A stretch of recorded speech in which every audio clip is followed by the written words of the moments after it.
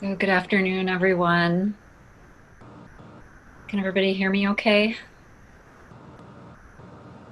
Okay. So my name is Asha, and first, I'm just really, really grateful to be here for the intensive to spend this weekend with all of you, and just very grateful to Baba and Faith for creating this. Just it's always an amazing opportunity to come together and practice and find more depth. So before I go into a few things, I thought we could just sit and feel a bit of gratitude. So you can close your eyes or take a soft gaze and just take a few vast, deep, grateful breaths into your heart.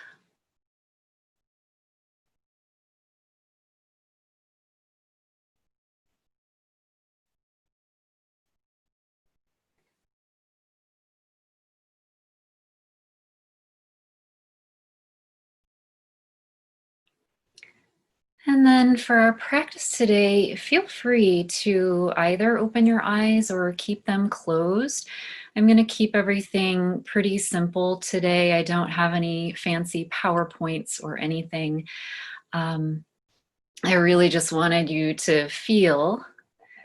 And if there's anything I talk about today that you want written down or want more information about later, I'm happy to do that or connect with you. So, Faith asked me to talk a bit about stress, anxiety, mental health, and using our practice. So, first, I may not know all of you. So, my name is Asha, and I live in Chicago. And I co own the Chi-Town Shakti Studio, which is a Shambhavananda Yoga Center in Chicago. And then I'm also a mental health therapist. And so right now during, COVID, I'm seeing clients at home through video and telephone, and that's been an interesting experience. And I've been in the field of social work since about age 18 when I first worked with developmentally disabled individuals and severely mentally ill in group homes. And since then, I've worked in a lot of different arenas, one being, well, a lot of them being nonprofit arenas. And then now I am part of a private practice, a group private practice. So I see mostly individuals and some couples. And it's an interesting thing, Baba will talk about the mind and he'll talk about how we don't need to analyze our feelings. And, honestly, that can get in the way of our growth, get in the way of our ability to surrender. So when I first started practicing and, learning about Shambhavananda yoga, it felt like for a minute it was at odds with my work. But then I came to realize that actually therapy and mental health and counseling can really work in concert with the practices that we do. And there are some therapists who do deep and analytical work and are diving into the whys and, just really analyzing people's past. But that's definitely not all of the work that's out there. And a lot of the practices are meditation or mindfulness based. And in a lot of my sessions, I'm teaching clients meditation or relaxation or pranayama, or the idea is to help them manage the intensity of their emotions so that they can get to a place where they can sit and practice. Because sometimes, folks are just so overwhelmed, and I'm sure you've all experienced that as well, to the extent where it sounds super overwhelming and maybe even not doable to sit down for your meditation and feel such intensity. So, the human condition is to experience a lot of different emotions at a lot of different times in life. And a lot of this, has to do with the birth and death process that Baba has talked about. And, during this pandemic as well, it's just like there's such an intensity of emotion that all of us feel. And with the clients that I've been working and in coming to know some of your experiences over time and over the last few months, I know that, some of the things people are experiencing are feelings of depression and sadness, anxiety and overwhelm, grief. Some people have lost some people, due to COVID or other reasons. And then also grief that you don't have the life that you maybe had before, or that you aren't able to be with the people that you love in person. Some people are experiencing, they're caught up in addiction because their emotions are so extreme that they just want them to go away. Some people feel a lot of anger, hopelessness, or helplessness. And so, kind of due to our samskaras and due to our makeup, we might have a tendency toward one thing or another. So I talk a lot about anxiety. It's something that I've experienced quite a bit and worked with quite a bit. It's something that a lot of my clients work with quite a bit. But some of you might be hearing me say that and think, well, Asha, I don't really experience anxiety at all. And that's okay. Maybe your thing is anger or depression, and that's just kind of where your mind goes. Really, it's all the same. It's all a sense of feeling this sense of discomfort that is difficult to sit with. So, I also work with a lot of people that have dealt with trauma in their lives. And, Baba talks a lot about how we've all dealt with trauma. We've all had traumas in our life. We've all taken blows. And it's so true, and especially during this pandemic, it really is a traumatic event in a way. And some of you may know exactly what I'm saying, and you may feel that, and others may think, well, I don't know. How so? Well, anytime our survival is at risk, we are biologically set up to prioritize survival. That is number one. And so, anytime that our sense of survival is at risk, we feel discomfort, we feel a need to do something about it, to change it. And so, here we are in this pandemic, right? And in the beginning of it, some of us were going into the grocery store and there was no food on the shelves. There's an aisle of noodles that's usually usually full, and there's none. And in that way, one of our basic needs that has to do with survival, our sense of sustenance, our sense of food, is being threatened. And so, even if consciously you don't really think, oh, we're not going to have enough food, there's a part of the brain that gets affected. And it's a part of the brain that has nothing to even do with language. It's very visceral, it's very primal.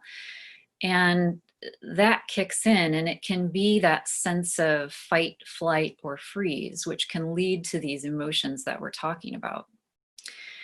So if you're a person that experiences that sense of flight, you may be feeling a lot of agitation or anxiety or just a deep, deep sense of restlessness. If you're someone that experiences the fight, you might just feel a lot of anger and frustration, and it might be just at the situation in general, or it might be externalized toward others, whether it makes sense or not. If you're someone that freezes, you may be feeling deep depression. It's difficult to get up, it's difficult to function, or a deep sense of grief. And then, of course, there's a continuum with all of these things.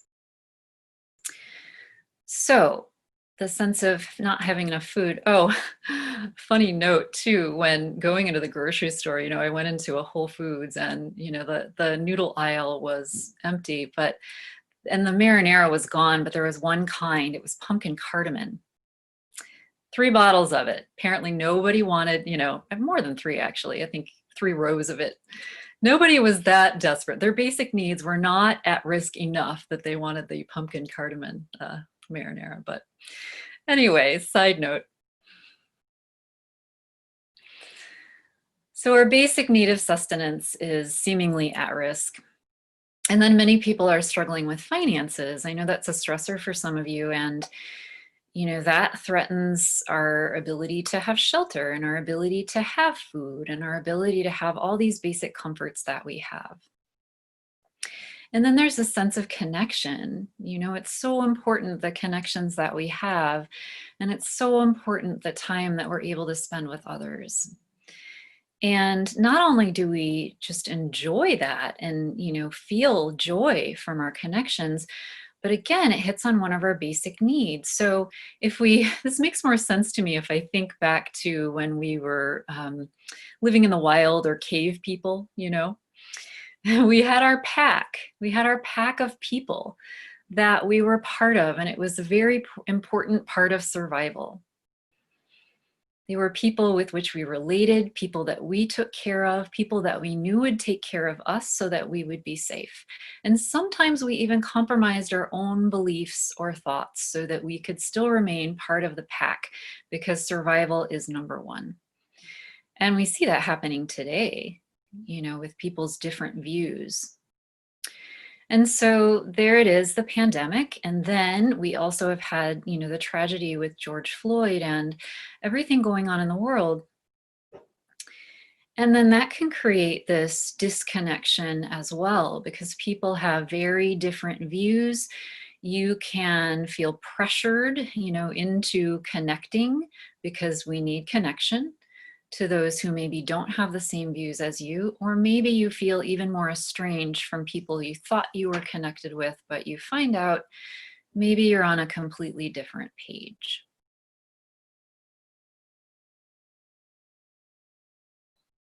So just taking that in for a moment, I know I said a lot, but sometimes we minimize this experience that we're having.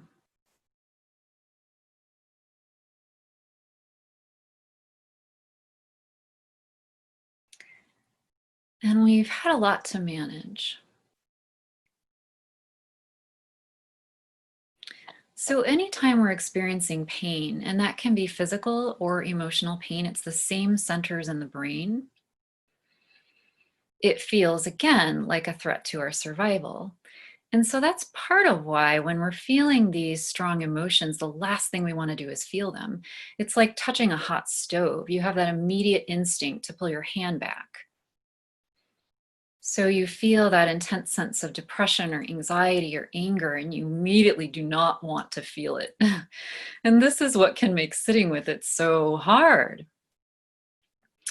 And so we have these feelings, and what's worse than the actual feelings is what we layer on top of them. It's the resistance to the feelings, which is resistance to the present moment.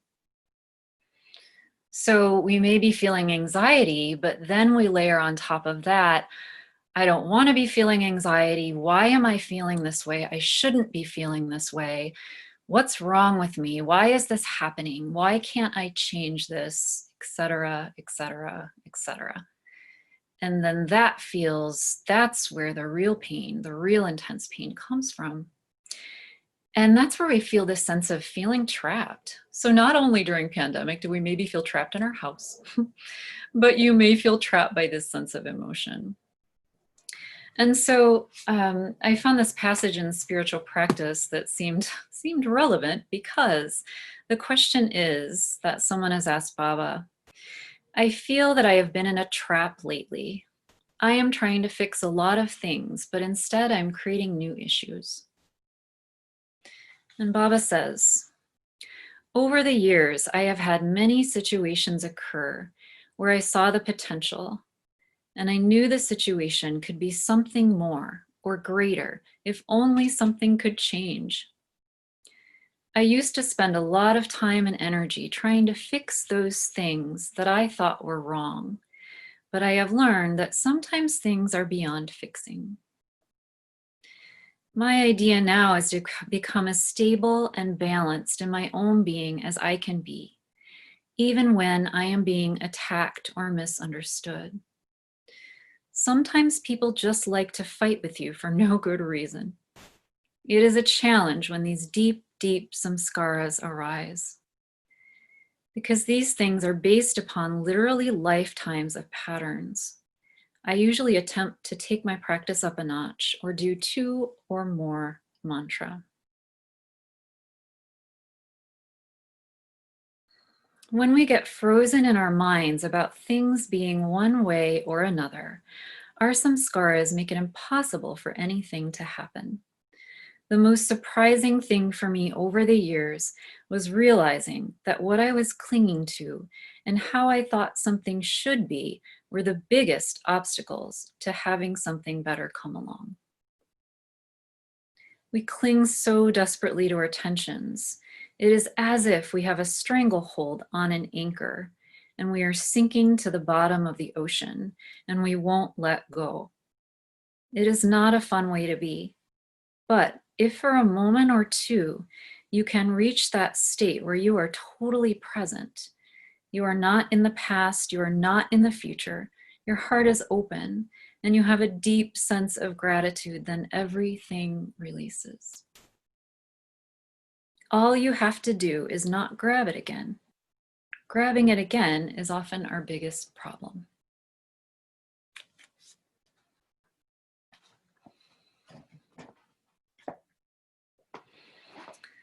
So Baba tells us over and over, what is the remedy for these emotions? What is the remedy for feeling stuck or trapped? And the remedy is practice. And so this may seem simple in some ways, right? You just get to your cushion, you do your work, you infuse your practice throughout your day. But when you're feeling a lot of intensity, sitting can be the last thing that you want to do. And that resistance really comes up and you're bumping up against it. I remember in the very beginning of my practice, I felt things so intensely and I felt such anxiety. And I remember Maitreya came to Chicago, and some of you may know this story. But I said, I'm sitting here and I'm just feeling all this anxiety and it's overwhelming. And Maitreya said, "Great, that's a gift." And I sat there feeling and thinking, no, no, no. Now I get it. Now I get it. But, in the moment, it did not feel like a gift and it did not feel like I could sit with it. And so, yes, ideally, we sit with the emotion, we sit down and we let any sense of rawness just be there. And you use tension release, you use mantra, you do circular breath, and you might be feeling like you're on fire. You might be feeling like it's so dark and things are closing in on you and you're just working and working to open.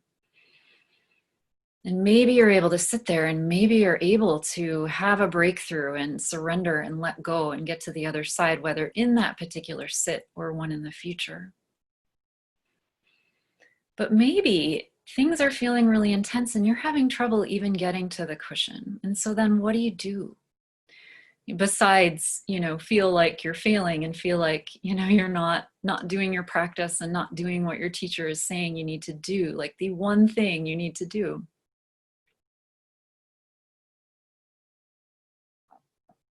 So I want to talk about 2 things. So one is, or I'll kind of infuse this, I guess, doing your practice when you sit down to do it, but then also throughout your day when you're feeling tensions arise. So it might not be your set time to sit in the morning or night. So when you feel this sense of intensity that may be unbearable, or maybe not, maybe it's lesser, but you still want to work with it. First, ask yourself, can I practice? So can I sit down and practice? Am I able to do that right now? And if your immediate answer is no, then ask yourself again,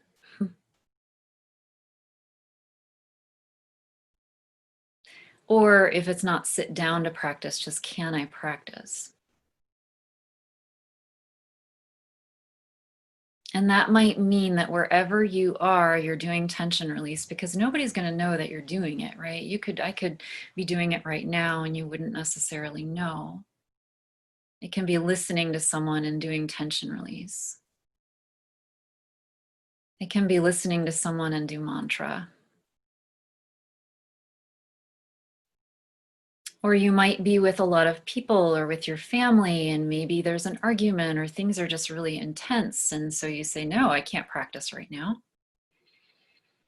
Ask yourself again, can you go to the bathroom and do tension release on the toilet? Yes, I'm serious. Can you step outside and just take a couple deep breaths? Can you just be really, really present with everything you're doing?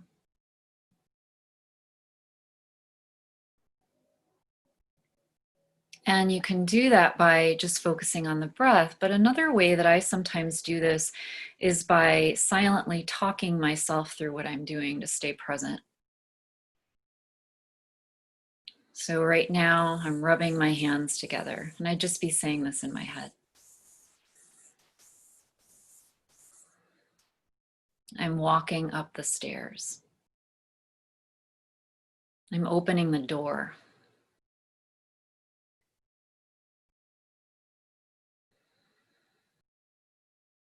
I'm taking a breath. I'm rubbing my arms. And maybe you even do something like this, something tactile, something soothing to get yourself grounded.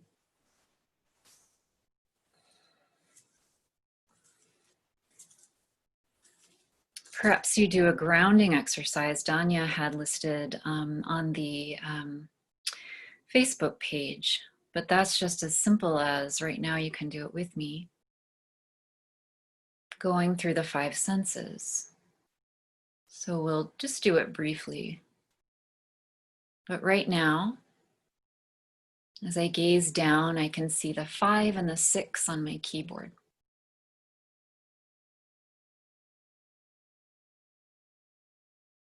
Right now, I can feel my breath.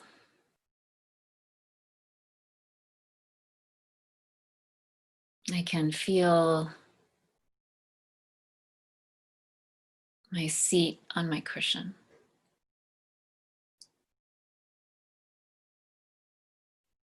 I can taste the saliva in my mouth.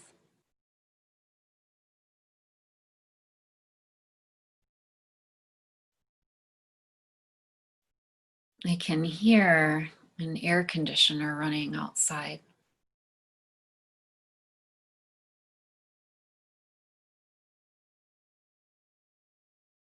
I can smell incense.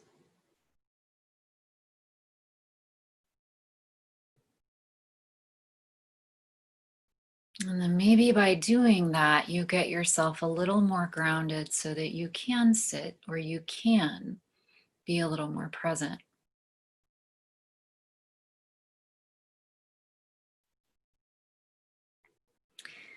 And then, if you do have the ability to sit and you're feeling like this is too much, this is a lot, I just want to run away, and that may just manifest as your mind pinging around like a pinball machine,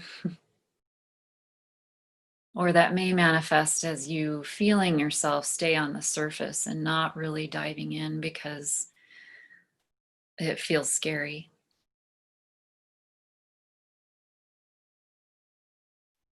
Then choose something that works for you. Choose what resonates. One thing Baba said a while ago was do your practice. So sometimes we feel like we need to be doing a certain thing, or, Baba's really talking about circular breath, and so I should always be doing circular breath, but it's not working, but I'm going to hammer away at it and I'm going to try it. Do what works. And so if I'm feeling a lot of emotion, sometimes I'll do mantra out loud. I'll take a pace that's helpful.